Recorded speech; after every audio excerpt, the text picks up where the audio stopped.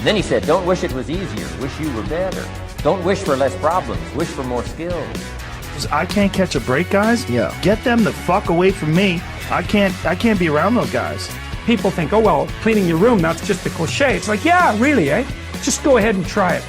If people had any idea how powerful sleep is for healing from anything, and the fact that it's free.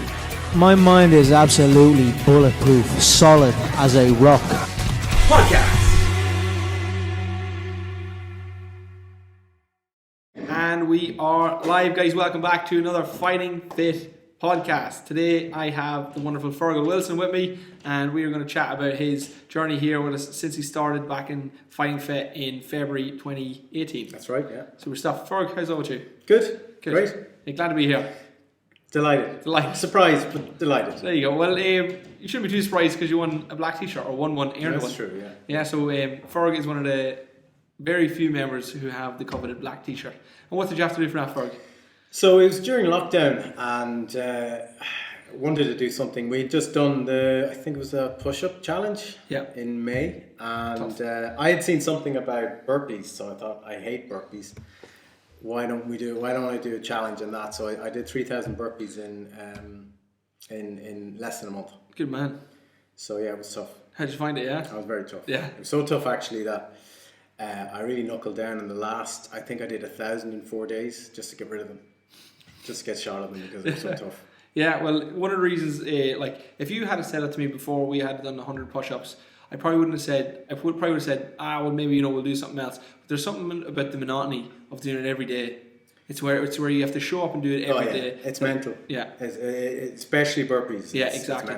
I was thinking the push-ups, I was like, jeez, that was tough enough, and with some grind, and then to be able to do that with burpees, it's a lot. Yeah. Well, how long did it take you to do 100? I think it took about 30 minutes. No, it wouldn't have been 30 minutes. No, it'd be less than that. 15? 20? 15. Yeah. I think it was up in sort of the hour mark for doing about 200 or 300. So yeah. Yeah, and you fairly hit a wall. Yeah, absolutely. Yeah, and then you're doing a skipping challenge at the minute. Skipping challenge now, yeah. So I suppose the challenges are great because especially if you pick something that is going to stand to you in the long run. So push-ups, obviously, by the end of the 3,000 after a month, your technique is going to be pretty good for it. Yeah. Likewise for the burpees. And I suppose with skipping, I always felt I missed out on a trick with the Underdog project where it was a lot of skipping, but I never really perfected the technique there. So I thought, well, may as well do this. So again, went down a rabbit hole one night online and saw a 60,000 challenge. So I thought, well, try and do 100,000. Doing the maths, I thought, well, that's about 30 minutes a day. It's just going to be doable. Yeah, I think so. Yeah, skipping, like I said, it's deceptively hard, but addictive. Yeah, it is. It's very, very satisfying to do. Yeah, when you get into a good rhythm. It's a bit like running, and the only thing at the moment is that's putting me off it is the counting. So I need to find a way. I was talking to you about maybe timing it and doing it I know I could do about 100, 110 a minute using time for that, but at the moment I'm counting. And the great thing about running and skipping is you can just sort of it's like muscle memory. You can switch off and then start thinking about other things, which at the moment I'm counting, but we need to get past that one. Yeah, well, we used to have ropes and they counted as well, but the ropes were always crap. Right, that was the whole thing. They'd always count, and that was the gimmick, but the rope itself was a load of crap. So maybe there's a good one out there. Yeah. Well, it's working so far. You have 4 ropes anyway. I have 4 ropes, different weights. So, so you joined back in 2018. You stuck around now. What is it? It's over 2 years, 2.5. Yeah, well, nearly 3. Yeah, it'll be 3 in February, obviously. I mean, I think I realised into the second week that this was for me. Class. What was it kind of about that? Well, the first, I think it was the probably the pain from the first week. First week, you think you're going to die. The second week, you know you're not going to die, but it's still very tough. Yeah. But you can see your body reacting. Yeah. And then I think when you actually get into it and get into the whole mindset change and behavior change and sort of do your own research on it and sort of what the exercises are and how good they are for you. And you know, to be honest, for me, it's about longevity. Yeah. You know, it's really a good setup. So a little mixture of everything. Yeah, and you need to be happy. So I mean, I'm happy doing it. Happy with the results so far. And yeah, you sent me a photo there quite recently, actually. Yeah. That was pretty drastic. Yeah, I was a bit surprised. I got one of these reminders or anniversaries of a night out with some college friends. Now I think it was about 3 years ago. But I was quite surprised how I mean, it was pretty big. It was touching 90 kilos. Okay, what do you know? So I'm about 80. Between 80. Today I'm 81. But I've been down to sort of 77. Cool, but so that's only 9 kilo of the difference. That's like you wouldn't think that 9 kilo makes such a drastic difference, because. But I mean, it's the loss of loss of fat, but it's gain of muscle as well. Yeah, exactly. So you're kind of moving it around as well. So yeah, it's a big difference. Yeah, you look fantastic now. Like even compared to then, like I mean, like you don't. I suppose back then, like when you look at yourself, you don't even see that you're in bad shape. No, really back then. It's such a gradual thing. Yeah. And you know, the mouths of babes, the kids saw the picture and said, "God, you look really old there, Dad." God, oh no way! Old. Oh, that's cool. Yeah. That's interesting. Yeah. It's you know, body fat. It's such a complicated thing because it messes with everything. You know what I mean? It's like it's more than just kind of carrying a few extra pounds. You know, bought and paid for spare tire. You know, like it really ages your body. Lethargic, and you're no energy, and and you carry yourself like that. Like you probably move like an old person. You probably talk like an old person. Well, probably what would have happened would have been, you know, I take a notion to go for a run, and you know, nearly sort of the knees would nearly go. Whatever, just add a bit of extra weight. You wouldn't, you know, your brain's. You might think you're still a kid, sort of in your 20s. Yeah. But that's not reality, and you kind of take off like you're of a younger age, but that's not what happens then. Yeah, and you pay the consequences for that. Yeah, and that's it. Yeah, you get one body. It's the thing about, like, you know, if you blow a knee, that's it. Like now you've got that knee, you know, to deal with now forever. So like I said, longevity in training is really it's so important. It's something we kind of got into. I think. I would take a little bit of responsibility for it because I got injured doing this kind of training, and I would have put myself on the same wavelength of everybody, you know, kind of just done a bit of gym, you know, probably worked hard a few times in my life, but you know, so when things start going, you know, you really start, you know, questioning what's actually happening here. You know what I mean? And can I actually sustain this? Can I do this forever? And if not, why not? And then start fixing it. A lot of ignorance as well, I think, when you're not tuned into it. You know, you think you can train your way out of a bad diet. You think you know, you've the metabolism you had when you were in your sort of teens or 20s, but sadly not the case. You know, I'm only 25 or something. I'm starting to realise now, like, I think like the counter argument to that would be metabolism maybe is just movement. You know, like as you get older, you don't maybe move around as much. Probably, yeah. Because like for me, like I gained like 10 pounds as soon as I got a car. Like within 6 months of me gaining a car, I literally gained, like I stopped cycling to work, stopped cycling home to work, stopped cycling to the shop, stopped cycling to his mum, all this kind of stuff, just all this like little things. I suppose it's difficult to separate. I mean, I suppose I would have always would have been very active, and if ever I found when I was younger weight gaining, I'd run it off. Yeah, same. But no, you gotta do a more of a sort of seismic change than that. Exactly, yeah. And that brings on to the next question. What is the biggest change since joining? Well, physiologically, there's been a change, but I think mentally, the mindset and behavior change has been really important. Yeah. You know, you can't sort of. There are a lot of people in Fighting Fit longer than me. You couldn't actually sustain that amount of time as a member here and be happy without having made the change of mindset and sort of understanding, going through that sort of journey to sort of enlightenment on how to train, how to look after yourself, what are the consequences of lack of sleep, all of that, you know. Yeah, it really is a learning game. Absolutely, yeah. So much, but it's much like anything else. You know what I mean? It's like there's not a whole pile that you can do. you know, that you start off fantastic at it. You kind of have to just troubleshoot. You run into issues, like I said, you feel the consequence. Like, that's actually not working, and it's a skill. You get better at it. Oh yeah. The thing about, you know, health and fitness is there are so many layers to it. You know what I mean? Like there's the food layer, and then within that layer there's, you know, what's your cooking skills, what's your budget, what's your taste, what's your likes, what's your dislikes, and then you've got, you know, the fitness thing, and then you've got your steps, and you've got your exercise, and you've got your weights, and you've got your goals, and you know, there's just so much to it. Yeah, it's interesting. When I started, and as I say, like into week 2, I was like, yeah, this is for me. I actually made a point of focusing on the gym piece and not necessarily the food or anything else. And I really took one of the Kickstarters, which I did in May. Okay. No, end of May. It was the 6-week challenge. Yeah. Oh, that's this year. No. This is 2018. Last year. That's it. Oh, okay. No, this is 20. So what I'm saying is, in the first sort of block of say 3 months. Oh, it would have been. Was it a diet bet back then? Yeah. It wasn't a Kickstarter. It was a diet bet. Sorry, it was diet bet. Yeah. So first 3 months I was just in the gym. I wasn't really paying attention to diet, and then I did the diet challenge, or whatever it was called back then, and that really sort of focused me on the mindset change. Yeah. And what was in particular like that switched? Well, it was a competitive aspect of it. I think there was 16 of us, and actually back then, it was a kind of a if you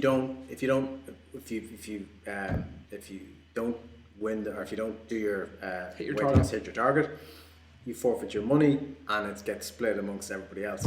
Yeah. Now I don't know what happened for that year, but only 4 of us won.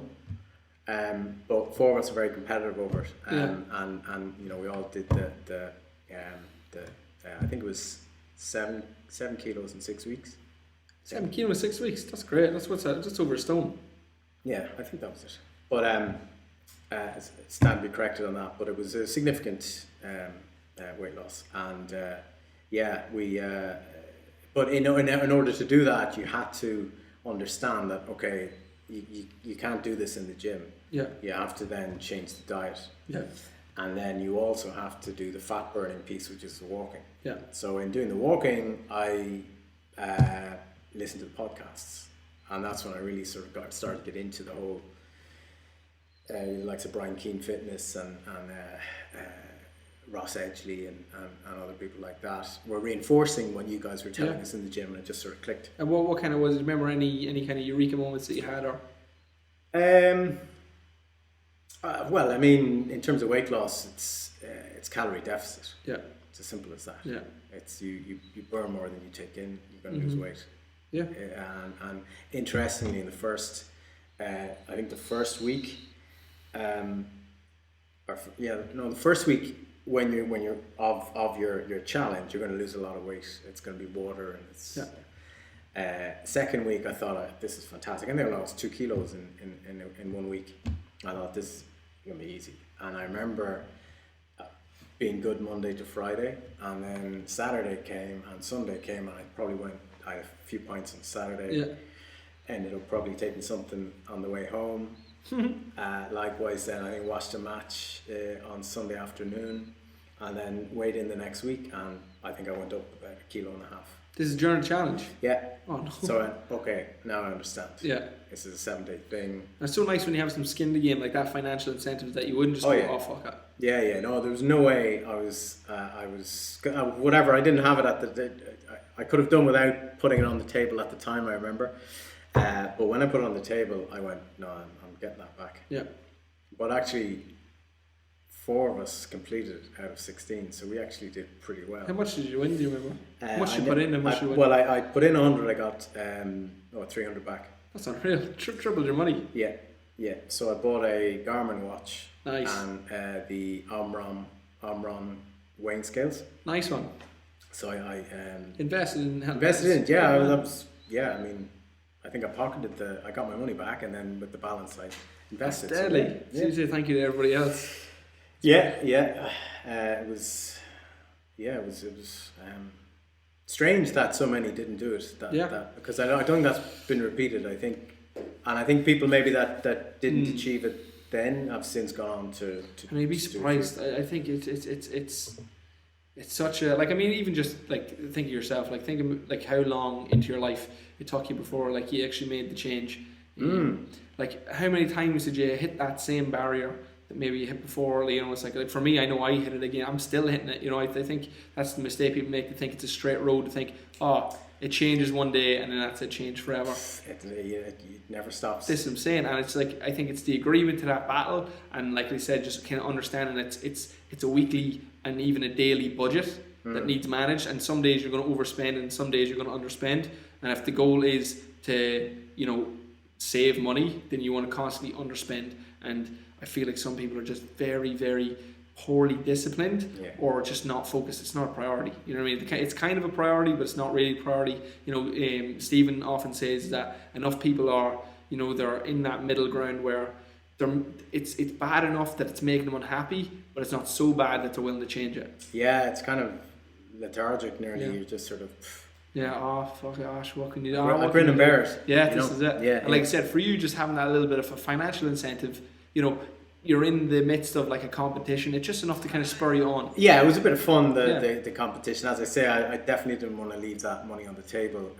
But I knew it was a process as well, and I was happy to be on the process, you know, even if there wasn't the money aspect. But I like a challenge, so yeah, once there's a challenge, it's game on kind of thing. And what was your eureka moment that kind of made you join in the first place? Like, what was your like, I need to do something here? Well, I think I mean, everyone says it. Oh, I joined XYZ gym, and I kind of nearly the membership was a crutch, but you didn't go. It was and you were afraid to cancel the membership, or what if I want to go tomorrow, kind of thing.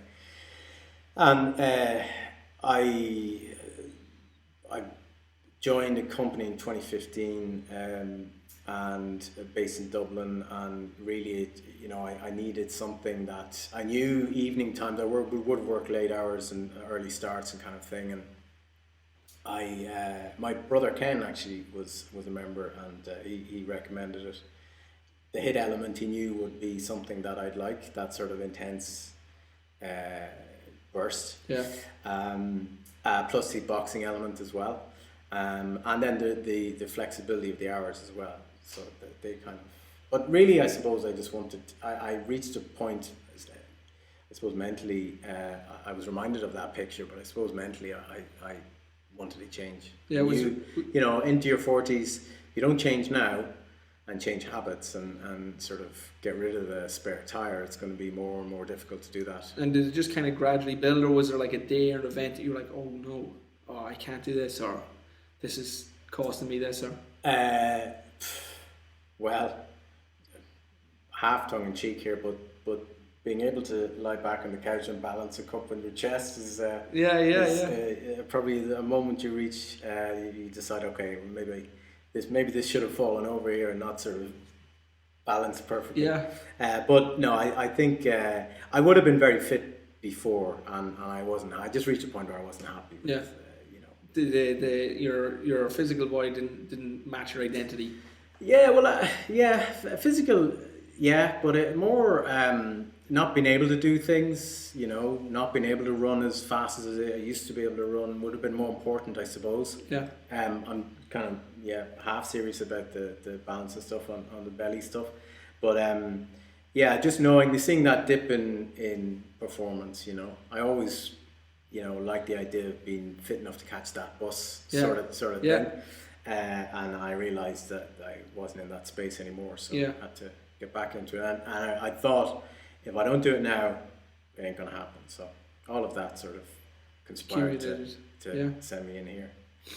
Yeah, no, it's I tell you what, I'm awful grateful to get to do this job, because, like I said, just to be on the other side of that, it's such a fun journey to get to go through with people where, you know, like I said, they're at that point and they're ready to change. Yeah. And you've all the systems in place, like, all right, let's go. Yeah. If you follow the program, if you sort of do what you're told, 5:30 in the morning, I don't think anyone that arrives at 5:30 in the morning is really fully with it. Yeah. But to be told, okay, do this, do that, I mean, you know, and that's the gym end of things. Then have the advice on, you know, nutrition, mindfulness, and so on. I think follow the program and it's going to work. Yeah, but even saying that, I mean, like, realistically, the podcast that you listen to, they just reminded you. You know, when you got here, we just reminded you. You know, when we're messaging on the app, it just reminded you. You know, people don't need new information. All the information's there. You know, how many times growing up were you told calorie deficit, calorie deficit, calorie deficit? You know? Yeah, well, I don't know. I mean, I think there is a strong educational requirement. I think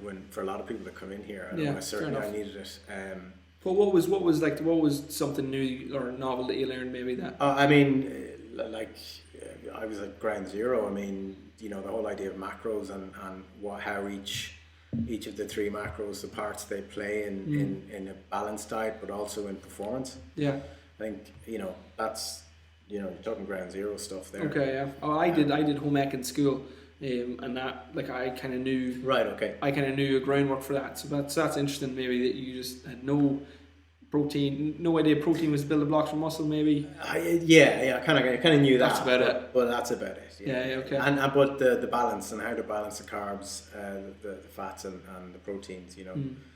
Yeah. Well, even now, kind of as we kind of move forward, like, the science is kind of starting to speak of like calorie deficit, like I said. So calorie deficit, fat loss, or just weight loss. Yeah. You know, calorie deficit means a new kind of idea I'm playing with is a metabolic turnover. So every day there's metabolic turnover. It's calories, it's protein, it's vitamin A, vitamin C, all this kind of stuff. You know, it's all in use every single day, and that's kind of, you know, calorie deficit means, you know, we burn more than we had essentially. So we have to dip into the reserves. You don't have enough protein, we're going to lose muscle. So it's just essentially, number one, making sure you've got enough protein. And then after that, again, kind of, you know, the ketogenic diet's made a big jump forward, you know. So technically you don't need carbs. So that balance between fats and carbs, it's not as important as you might think, you know, but for some people, it works. For other people, it doesn't. I suppose you have to be happy. Exactly. And it's about finding a balance. Exactly. Like for me, if somebody told me ketogenic diet was the only way to lose weight, I would never lose weight. Like, it's just, I love carbs. Carbs are what I live for. Yeah. You know, we've literally got a t-shirt on the Fighting Fit website, do for the carbs.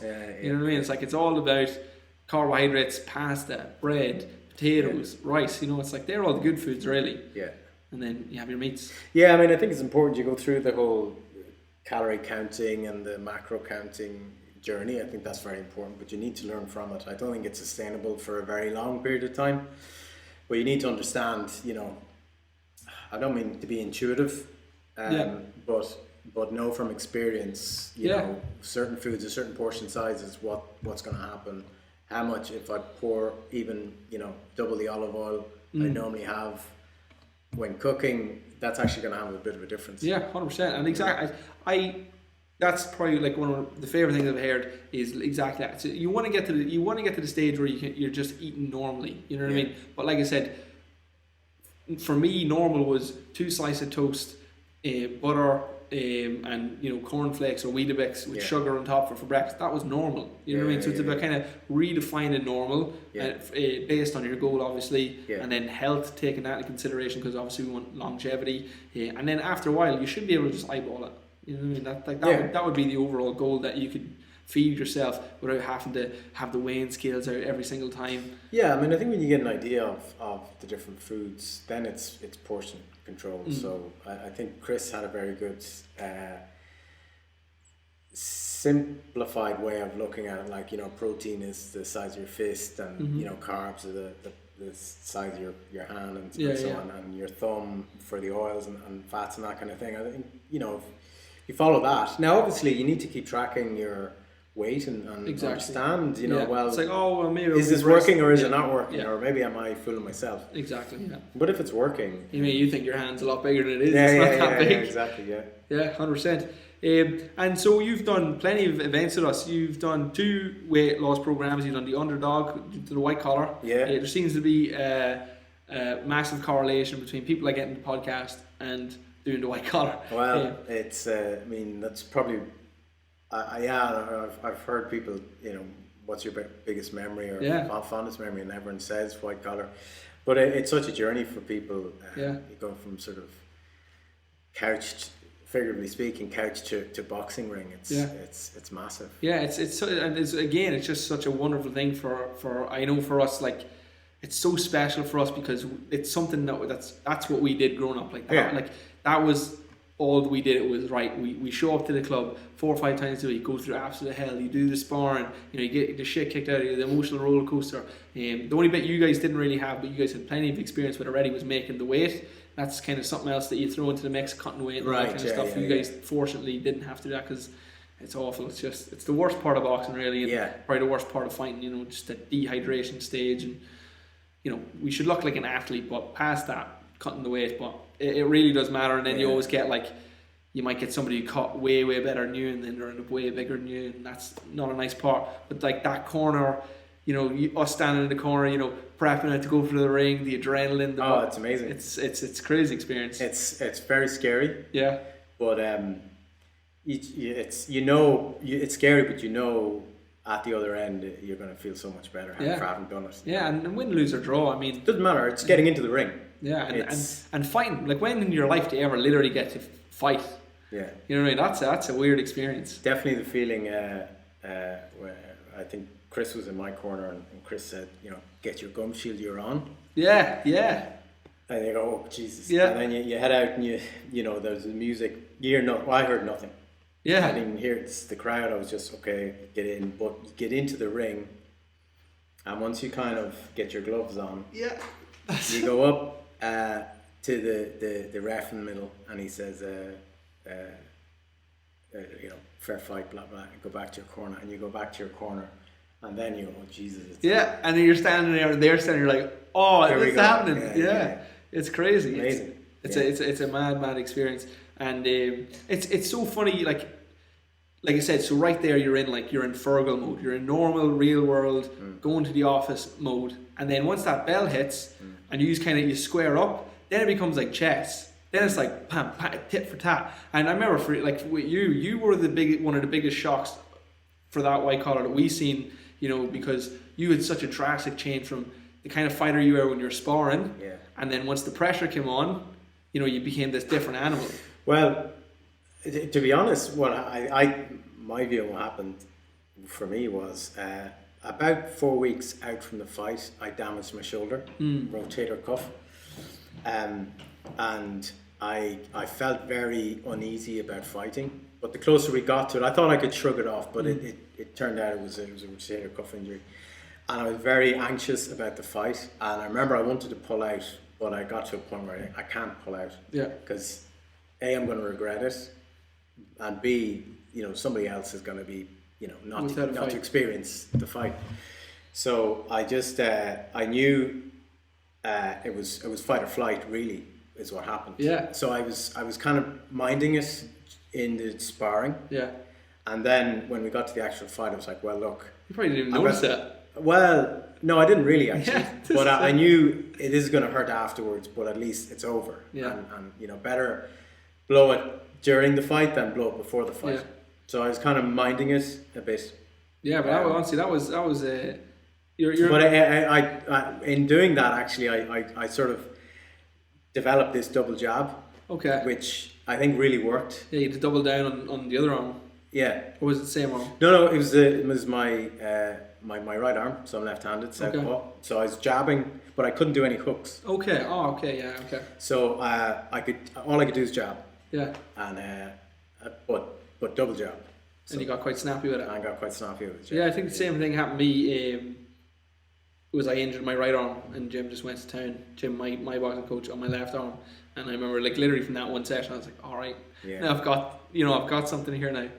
Yeah, no, it's a mad experience, and then to get your hand raised at the end is even better. Yeah, well, look, I mean that's by the by, really, Yeah. It's such a big thing to get into the ring if you're not a natural fighter, like. And you've never done any kind of fighting, or? No, it's 3 brothers. A bit of that, but I mean nothing. I'm sure it helps. Yeah, well, Yeah. No, nothing other than that. Yeah, but I think the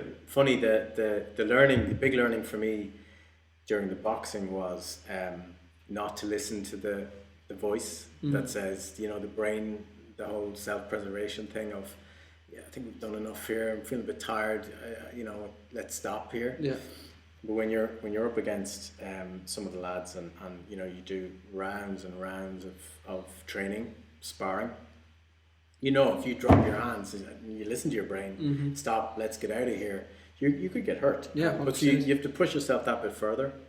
And I think once you learn that, you go, okay, well, now I'm going to not listen all the time when I'm tired. Yeah, it really does unlock a new level of intensity from you, because you're like, what I thought the end was before, I now have evidence that that's not the end. What is it the Marines say, when you think you've hit the wall, so you're only at 40% or something like that? Yeah. I mean, it's a little bit more difficult with boxing, because like, it's one of the things I love about running is, you can just kind of go indefinitely, whereas if you, let's say, you think you're done, you're only at 40%, well, that's fine, but, you're not throwing as efficient, you're fatigued. If we take, let's say, Conor McGregor, fantastic athlete, really, really, really, really fit. Yeah. And you take him into a boxing ring, and it's a different kind of fitness. Obviously it's a different system than they use. And they got into the 7-8 round, and despite the fact that Conor McGregor's got a great mindset, despite the fact he's super fit, you could see him falling around the ring because the fatigue's just gone. And once you get to that stage, that's when it starts to become very, very dangerous. Because especially if the other person's fit, now it becomes an absolute war if the twos are at that stage, because the bodies recognise that the other one's dead. So you're laying on top of each other, or you'll swing from the hip. But once you get to that stage, like I said, where you start if fading, well, then it becomes it's a different ball game. You really have to recover, and you take a big deep breath. You get 5 seconds where the recovery, you have maybe 1 second of a burst left in you, and you're kind of playing this kind of economic. I have to save a little bit because I know he's going to push hard another little bit, and it becomes but that little game there that you're playing with yourself, like that unlocks a new level of intensity for you. And not only that, it forces you, because the other option you have is to, there's no real tap out of boxing. You know what I mean? It's like you just have to run, but it's like it literally, because there's somebody pressing you, it's like you're not pushing yourself, it's like they're pushing you. The crowd's pushing you, your coach is pushing you, and it pushes you so far past where you normally go that it turns you into something else. It's like, I normally notice that when I used to kind of do running against people who are faster than me, when we get to that place where that 40% rule for talk's sake, it's like I know I will literally die before I slow down, whereas I know you're just kind of getting tired. So I will look grey in the face and you'll still look comfortable, but if you went to the place I went, you'd beat me by miles, but you're not willing to go to that place. That's such a useful kind of tool to have in your arsenal. No, definitely, yeah, 100%. Cool. Let me see what else we got. So you did your 3,000 burpees. You got your black t-shirt. You're doing your 100k run in July. What was that? The 100k in July. That was that was just something I did. Just another challenge. It was really I suppose I injured my knee in March, and when we went into lockdown and doing the Zoom classes, they just weren't working for me because I was kind of injured. So that got me into the push-up challenge and the different challenges. So it was just something else to do. Yeah, and you're big into running. You've ran all your life. You mentioned running. I mean, definitely as a sort of after, playing soccer, minor, underage, whatever. You do the run around the pitches and you're playing football anyway. When that stopped, I took up running as a way of keeping fit in between sort of the AstroTurf and whatever. Played a bit of college football. So I always kind of ran and was okay at it.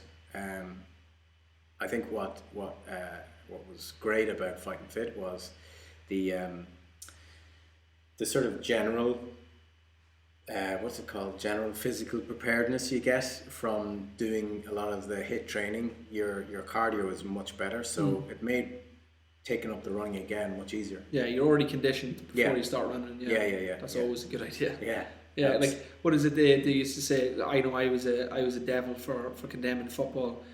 So I just really think it's just so full of injuries. Every time people step on the football pitch to get an injury, but then I heard a great quote and I was like, okay, well, with that philosophy, maybe football's not a bad idea. It's like people play football to get fit, when really you should get fit to play football. You know what I mean? Football is, I think because it's so ingrained in our culture, we think it's so normal.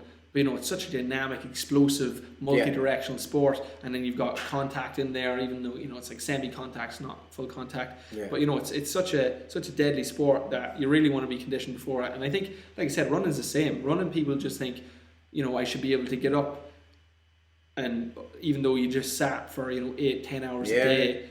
You don't do any stretching, any mobility. You're not physically fit, but you're just going to get up and drag your body across the road. Yeah. What is it? Touch your toes and then exactly, yeah. And tie your laces and off you go. Yeah. And then you get people blown at knees, bad back, bad hip, bad just injuries coming up because again we're not fit to do it. And like I said, it's when you come in here and you've got a team of coaches and we're pretty much picking you apart at every corner. Trying to, improve your posture, improve your range of motion, improve your cardio, improve your conditioning.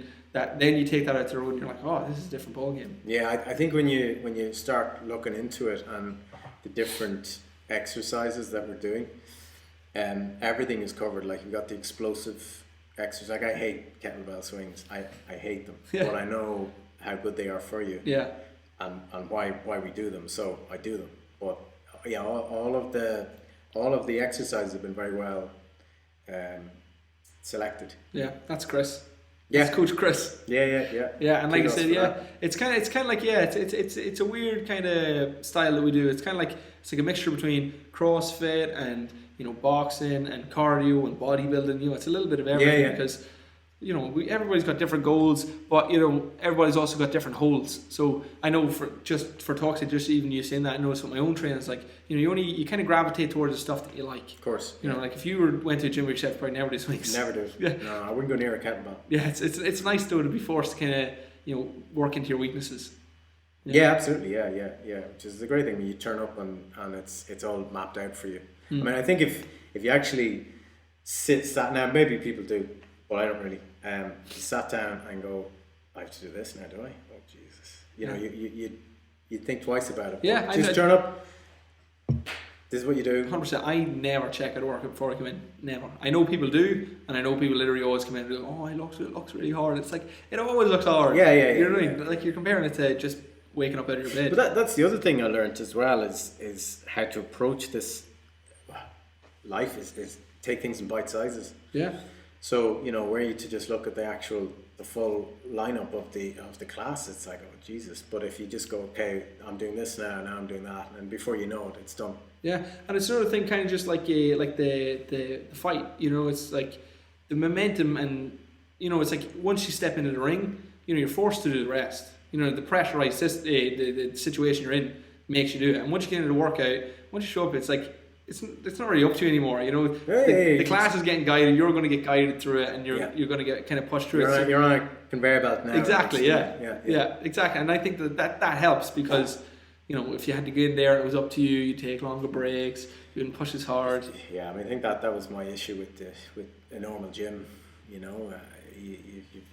and again, I've heard it before. People have mentioned, you're handed a card and it's okay, I have to do this now, right? Okay, there's someone on that machine. Oh, well, I'll come back to that. Yeah. And before you know it, I'll go on the treadmill for 40 minutes and go home. Yeah, I know. Like I think the gym. Like I know Chris's big success. And he goes to a gym just kind of get extra work done, and he's an awful lot of success because he knows what to do. Yeah. If you don't know how to and that's the guy who writes the programs for here. Yeah. You know what I mean? So if you don't know how to write a program for yourself, and you don't have any clue, what exercises are for what or what muscles need targeted, and how they relate to your goal, and then like I said, it's like, and if you don't have anybody guiding you, we believe in coaching here so much because, like I said, it's like people are at their best when they're being coached. You know what I mean? You can make a good athlete even better by coaching them, if you leave them on their own and just kind of go and do their own thing. Whereas if somebody kind of, all right, and even like for myself, like it's always nice to have somebody that's not you pick you apart. You know what I mean? To give you that outside perspective, because we're also kind of, you can only see yourself from your own perspective, and when other people kind of look at you, it's always nice, especially if they're professional, they know what they're doing, to kind of give you advice and feedback, and your blind spot. Everybody's got a blind spot. Oh yeah, I mean, and it can be serious because you can seriously damage yourself. 100%. If you get it wrong, if you sort of there's some heavy weights over there. If you and we all should be pushing ourselves. Don't get me wrong. Yeah, it's a fine line, isn't it? Yeah, but I mean, if you don't have the technique down, like my knee, for example, is I wouldn't be comfortable running on it. Yeah, we do a lot of squats here, and it actually works in my favor because if I do a squat wrong, It lets you know. it lets me know it Yeah, hurts my knee. 100%. Whereas if you do a squat right, it's all in the quads, and Yeah. you don't. I can still do it, you know. Yeah, that's a great point, and it's something that's exactly how I learned. Well, paired with studying a book, The Supple Leopard, was exactly that. It's like if you feel pain, you're doing it wrong. Yeah. You know, we shouldn't be in pain, and if you are in pain, you know, check your technique, or then you have to check your mechanics. Well, I heard a good expression: hurting isn't harming. Hurting isn't harming. Yeah, You can okay. hurt, Yeah, but 100%. don't harm yourself. And, Yeah. and that's maybe going back to the weights. I think everyone should push for heavier, and not be afraid of that. And you know, you reach failure, but that's fine.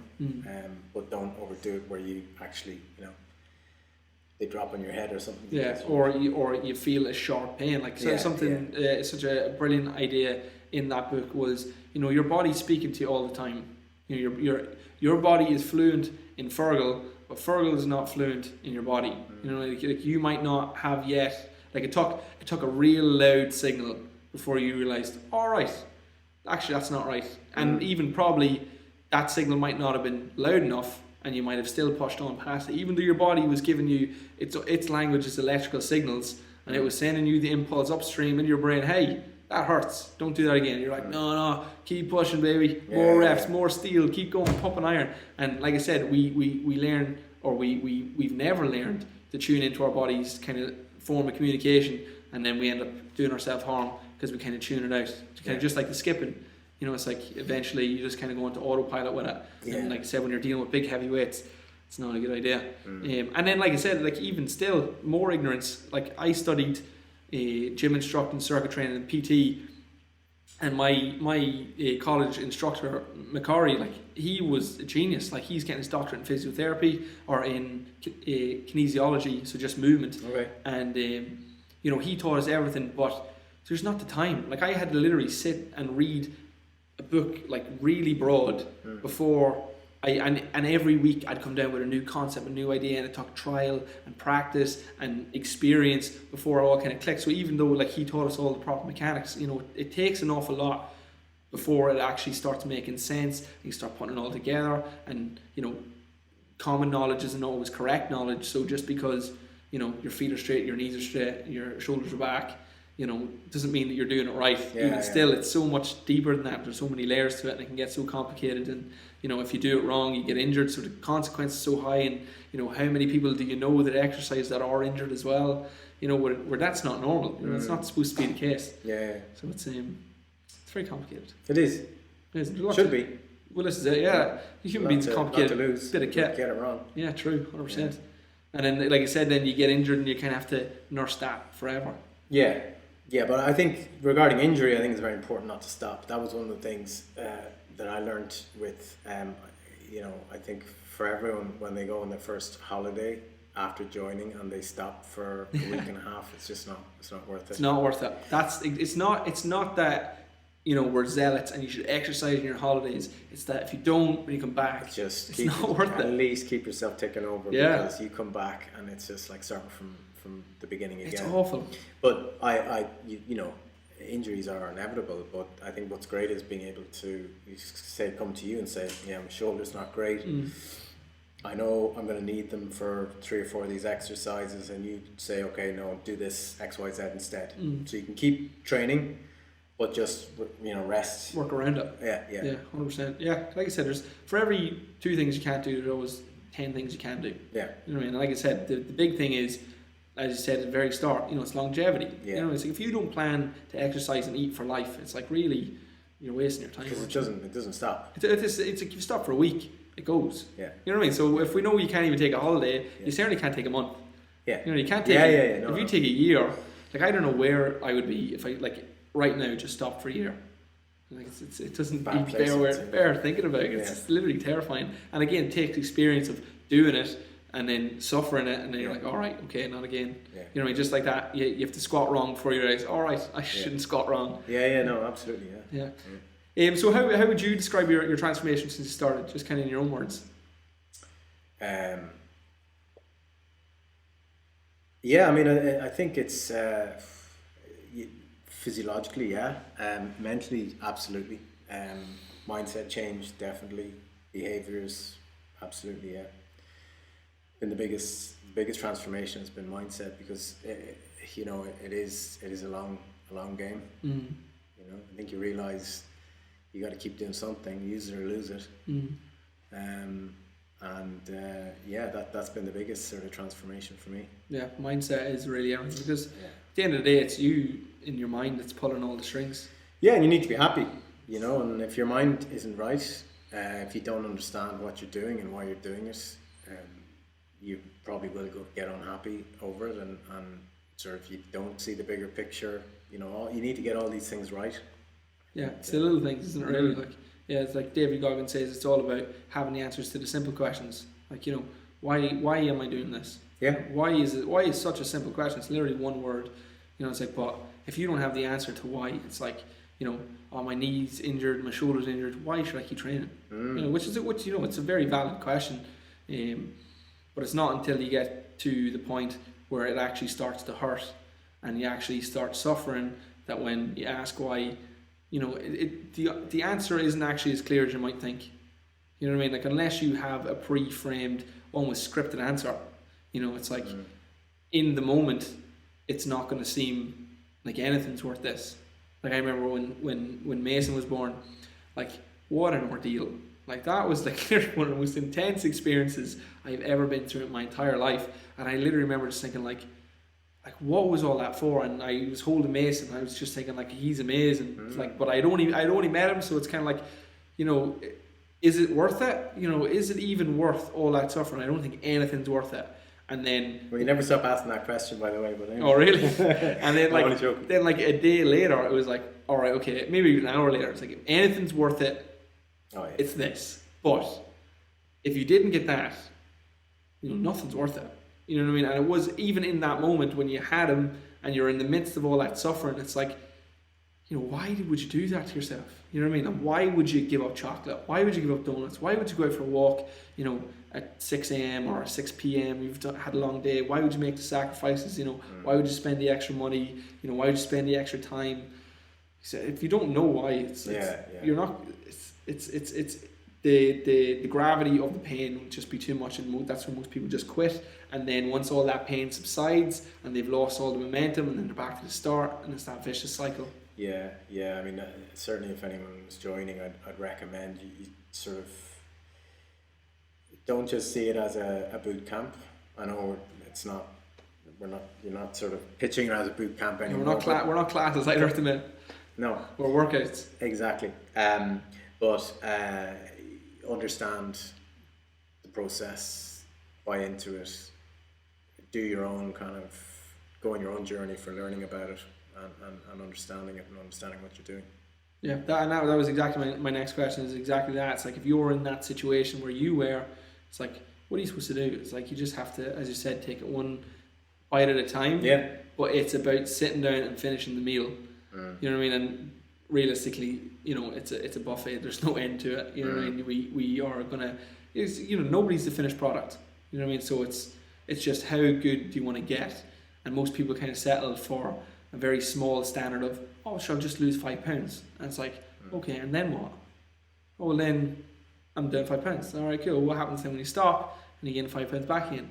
Oh, no, lose those 5 pounds. It's like, all right, okay, that's not a very empowering lifestyle, really. Yeah. You're going to keep battling with just this 5 pounds when really, you're capable of, if it was something you wanted to do, running 5K, running 10K, running a marathon, deadlifting 100 kg, having a six-pack, having biceps, fitting into the dress that you always wanted. I know you're mad for fitting into the dresses. Only on weekends. Yeah, like, I mean, like, it's I think like, people tend to, I don't know, almost like disregard people who are into health and fitness. It's just, like, almost like vanity. But like you said, it's so much more than vanity. Yeah, but there's a lot of that going around, obviously, and the kind of Instagram culture, which is obviously a lot of negatives there. But people have their own reasons for doing it. For me, it's a sort of functional aesthetic as opposed to I have to look good on the beach. Now, chances are you're going to look better if you follow the program and you sort of look after yourself and so on and so forth. But it's not the main reason for doing it. You don't think that, like, for me personally, everyone's different, you see. Yeah, but it's like, if that was your focus, you don't think it'd give you the drive? No. For me, it would be seeing progress in here. What is your motivating factor? Well, so a bit of research I've done on it myself. I think the importance of pushing the reps, the importance of pushing the weights. It's not about bulking up. It's about how your nervous system reacts to progress and to failure and to sort of stressing the body. That's sort of what drives me, because I know it's good for me in the long run. So you're very focused on kind of the end pictures, like, when I'm 60, when I'm 70. Yeah, it's longevity. Yeah, absolutely. Where would you like to be when you're 60? Like, what do you think you're capable of doing? Or? Well, I mean, if you look after yourself and maintain a certain level of fitness, I mean, who knows? Do you think you could do 30 push-ups when you're 60? Why not? Yeah. So it's something I'd like to be able to do. Yeah. I'd like to be able to run 5k when I'm 70. I'd like to. I wonder what the line is that it all starts. Like, you really need to. I don't know. Like, do you ever need to stop moving? Like what? Like, I don't think. I think the next generation of, like, in 20 years, those 80-year-olds are going to be very interesting. Yeah. Like, I think when you were 60 or 70, maybe 50 years ago, like, that was. Like, things are starting to go very downhill. Well, everything's evolving, and I mean, knowledge is power, and people are learning more about the body and about sort of different fitness regimes and routines and things that will help prolong. But I mean, if you look after yourself and you maintain a certain level of protein, and even I believe creatine is very good for people in their over 40s. Different things like that. You sort of adapt based on your age to prolong your life. I think it's absolutely doable. Yeah. So, like I said, it's just about doing as much as you possibly can. And I suppose, like, there is going to come a stage, I suppose, once you're getting over the hill, like, it's the reading, that's the expression, things kind of start, deteriorating, like stuff like testosterone and, you adapt. Exactly, yeah. So it's like, maybe you're not going to be at your peak, but you could be at your peak for 60, you could be at your peak for 50, and that doesn't, like, that's a very empowering thing to think that, like, you don't have to be that person. Like, I know something I'm terrified, I literally think about all the time, is like tripping when I'm older and, like, literally crashing and breaking something and having left immobile, because I got injured, like, same as yourself. I had a rotator cuff injury, and I couldn't get up into the press to get something because I couldn't lift my arm high enough, what I mean? And that was scary. Like, I felt like one of the reasons anybody to kind of come to the gym will know I am big into movement. I'm big into kind of mobility and functional movement and actually feeling good when you're moving and things being comfortable and all this kind of stuff, because when you're, like, it's not until you get injured that you learn. Oh yeah, you learn that you're looking down the barrel of your future if you take the wrong path. It's very scary. I firmly believe your health and your fitness is a gift, and if you're lucky enough not to have any ailments or any sort of disabilities or whatever, it's a crime nearly not to utilize it to the max within sort of healthy sort of boundaries, of course.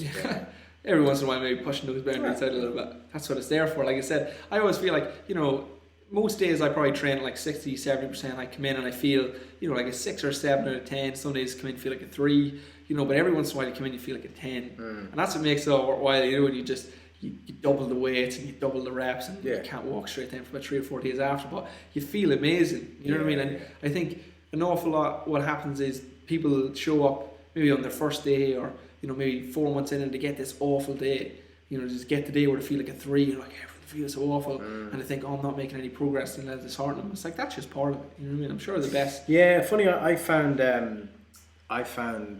I think it's important when people start is, are you a morning person or are you an evening person, and to play around with the times. Now Now I wouldn't class myself as a morning person, and I'd say anyone who shares the 5:30 slot with me would sort of agree. I'd probably be quite quiet, half asleep when I come in, but it works for me. Whereas I remember I in the beginning I did a few evening classes and I just was too tired. For whatever reason, it just wasn't working for me. So I think play around with the times. I think would be good advice to people who've just started anyway to think of. Yeah, 100%. I definitely feel the same. I'm definitely not a morning person. Like if I was to, if on my day off, let's say, if someone was to wake me up early and ask me to do something, geez, no, I can't. But if I was to work out, like before 9 a.m. is optimal for me. Like I just feel like that's when I'm at my best. I just feel like I can perform the best then because you're only awake. Whereas I'd be one of these people that really feel the fatigue of the day. You know, it's just not arsed. You know, it's legs tired. You know, just kind of think mentally you've got over the hump. You're like, all right, the day must be wrapping up now, and yet no, apparently you still have the most vigorous part of your day to come. It's like that can be a little bit disheartening. Well, I think as well the morning thing is the, you know, if you're not a morning person, that's probably why you should get up, because you need to push yourself. Yeah, that's a good way to look at it as well. Maybe you should go to evening classes for that same reason. Maybe I'll flip it now. Yeah. But I say I'm not a morning person. Once I get home, that sort of couple of hours before start work is fantastic because I can get stuff done. I can think about what I want to do for the day.